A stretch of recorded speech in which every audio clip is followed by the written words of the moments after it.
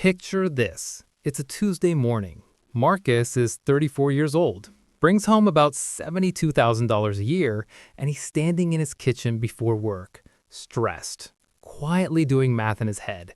His checking account is running thin again. He's not going out much. He's not spending recklessly. He's doing everything he's supposed to do. But every single month feels like a sprint just to break even. Now here's the wild part. If you walked outside to Marcus's driveway, you'd see a brand new $64,000 full-size truck, midnight black, 22-inch wheels, a leather interior that still smells like the showroom. Beautiful machine. The kind of thing that makes the neighbors glance twice. But Marcus feels broke. And the truck has never hauled a single thing. If you've ever had a moment where your income felt like it should be enough, but somehow it never quite is, this video is for you. Welcome to Smart Invests, and I spend way too much time thinking about the psychology behind financial decisions. If you're someone who earns a decent income but still feels like you're treading water every month, make sure you hit the subscribe button and give this video a thumbs up if this helps you out.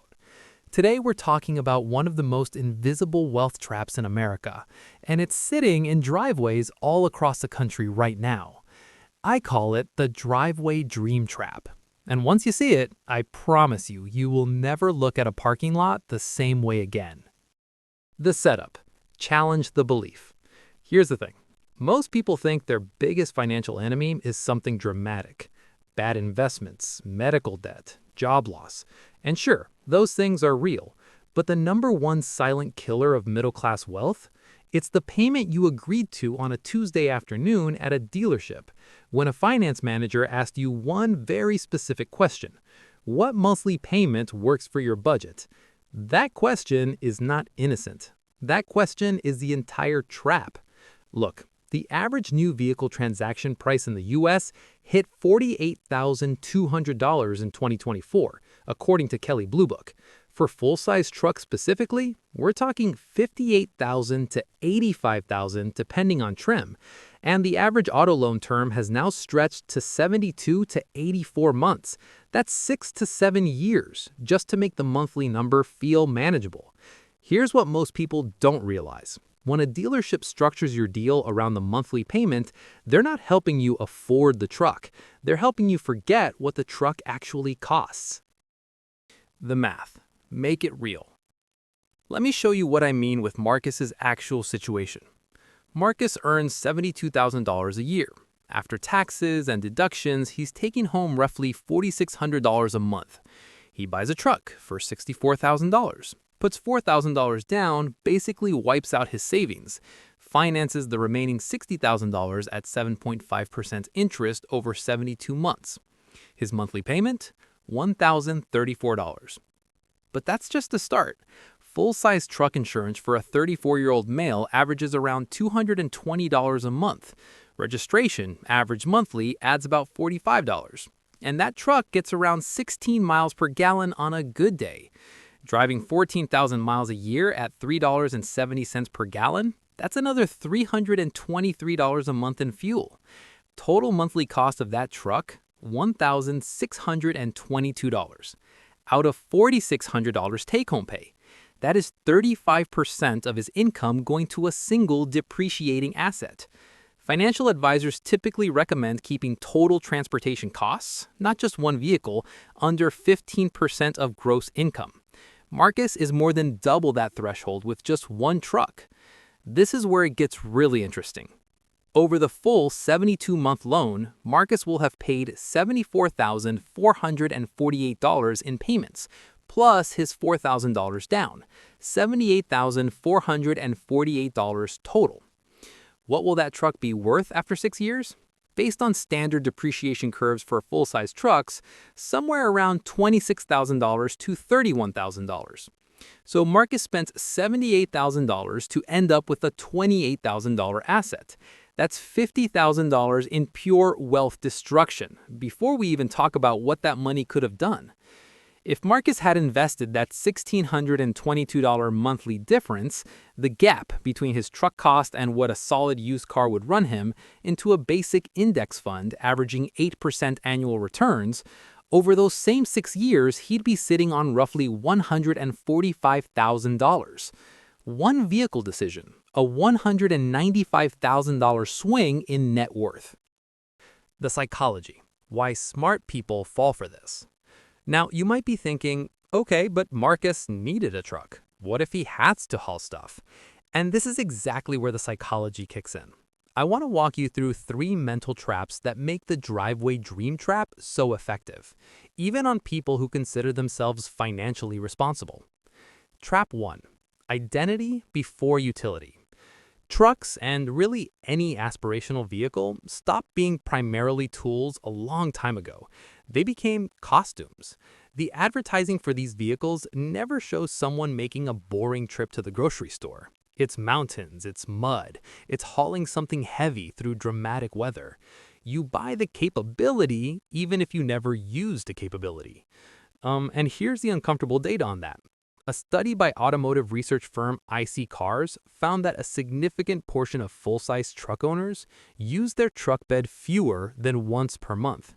The capability is almost entirely theoretical, but the payment is 100% real, every single month.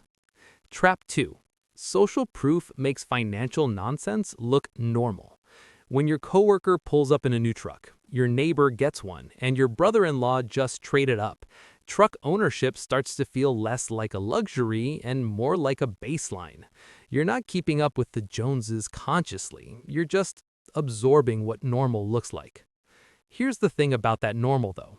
The average American carries over $23,000 in non-mortgage debt according to Experian's 2024 consumer credit data. The normal you're copying, it's quietly struggling. Everyone looks fine from the outside.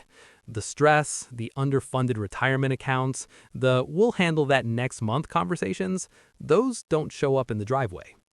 Trap 3. The sunk cost spiral. This one gets people after the purchase. Once you've got the truck, there's always a next step. Wheels, a lift kit, a bed cover, tinted windows. Each upgrade feels small relative to what you already spent, but truck owners typically spend an additional $4,000 to $12,000 in modifications within the first 2 years. And now the vehicle is so yours that selling it would feel like losing part of your identity. The sunk cost becomes a psychological anchor keeping you stuck. The alternative. Reframe the math. Look, I'm not here to tell you what to drive. That's your life. But I am here to show you what the other side looks like, because most people have never actually run the numbers.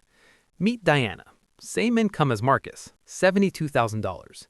She buys a 3-year-old reliable sedan for $21,000, puts $3,000 down, finances $18,000 at 6% over 48 months. Her payment? $423 a month. Insurance around $115.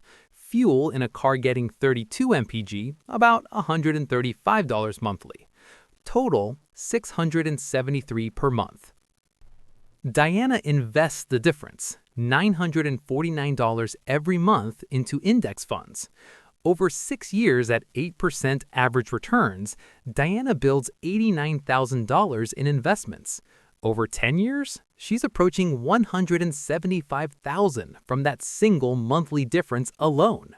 Same income, same neighborhood, completely different financial trajectory. Diana's car got her to work just as reliably. Her coffee is just as hot when she gets there. But her future looks radically different. Actionable steps. Give them the tools. So how do you actually escape this trap or avoid it entirely? Here's a simple 3-step framework I call the real cost check. Step 1. Calculate your actual monthly transportation burn. Add up your payment, insurance, fuel, registration, and average maintenance. That's your real number. Compare it to 15% of your gross monthly income. If you're over that line, you're financially overextended, even if the payment feels fine. Step 2. Do a 90-day usage audit.